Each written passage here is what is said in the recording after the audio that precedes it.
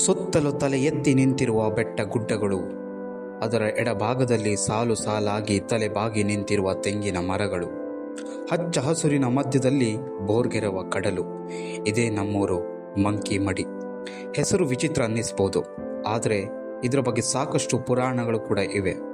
ಬ್ರಿಟಿಷರು ಸರಿಸುಮಾರು ವರ್ಷಗಳ ಹಿಂದೆ ಈ ಊರಲ್ಲೊಂದು ಉಪ್ಪಿನ ಕಾರ್ಖಾನೆ ಇತ್ತು ಅನ್ನೋದೇ ಒಂದು ವಿಶೇಷ. ಈಗ ಆ ಕುರುಹುಗಳು ಮುಚ್ಚುತ್ತಾ ಬರುತ್ತಿವೆ. ಏಕೆಂದರೆ ಬದಲಾವಣೆ ಜಗದ ನಿಯಮ ಅಂದಮೇಲೆ ಇದನ್ನೆಲ್ಲ ಎಲ್ಲಿ ನೋಡೋಕ್ಕೆ ಸಾಧ್ಯ ಅಲ್ವಾ? ಇನ್ನು ಕೆಲವರು ನಮ್ಮ ಊರು ಹೆಸರು ಕೇಳಿ ನೀನು ಮಂಗನ ಅಂತ ಕರೆದಿದ್ದು ಕೂಡ ಇದೆ.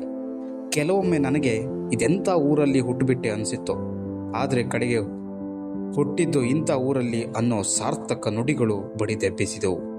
ಹತ್ತಿರದಲ್ಲೇ ಸಮುದ್ರ ರಾಜ ಇದ್ದೆ, ಪ್ರಶಾಂತವಾದ ಹಚ್ಚ ಹಸುರಿನ ಪ್ರಕೃತಿ. ಇನ್ನೇನು ಬೇಕು ಮನುಷ್ಯನಿಗೆ ಅಲ್ವಾ? ತನ್ನ ದುಃಖಗಳನ್ನು ಕಳೆಯಲು ಸಮುದ್ರವಿತ್ತು, ಆನಂದವನ್ನು ಕಳೆಯಲು ಹಸಿರಿನ ಹೊದಿಕೆಯೇ ಇದ್ದವು.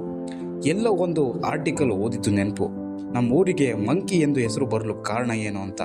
ಆ ಆರ್ಟಿಕಲಲ್ಲಿ ಸವಿಸ್ತಾರವಾಗಿ ಇತ್ತು. ಒಂದು ಕಣ್ಣನ್ನು ಹೊರಳಾಡಿಸಿ ದಿಟ್ಟಿಸಿ ಓದಿಕೊಂಡೆ. ಶತಮಾನಗಳ ಹಿಂದೆ ಬ್ರಿಟಿಷರು ವ್ಯಾಪಾರ ಕೇಂದ್ರ ಮಾಡಿಕೊಳ್ಳಲು ಆಗಮಿಸಿದರು. ಏಕೆಂದರೆ ಹತ್ತಿರದಲ್ಲೇ ಸಮುದ್ರ ಇರುವ ಉದ್ದೇಶದಿಂದ ವ್ಯಾಪಾರ ವಹಿವಾಟು ಚೆನ್ನಾಗಿ ನಡೆಸಲು ಯೋಗ್ಯವಾದ ಸ್ಥಳವಾಗಿದ್ದರಿಂದ ಅನುಕೂಲ ತಕ್ಕಂತೆ ಸೌಕರ್ಯ ಕೂಡ ಇಲ್ಲಿದ್ದವು.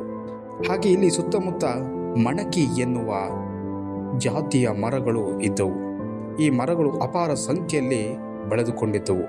ಬ್ರಿಟಿಷರಿಗೆ ಈ ಮರಗಳ ಹೆಸರನ್ನು ಸರಿಯಾಗಿ ಉಚ್ಚರಿಸಲು ಬರುತ್ತಿರಲಿಲ್ಲ.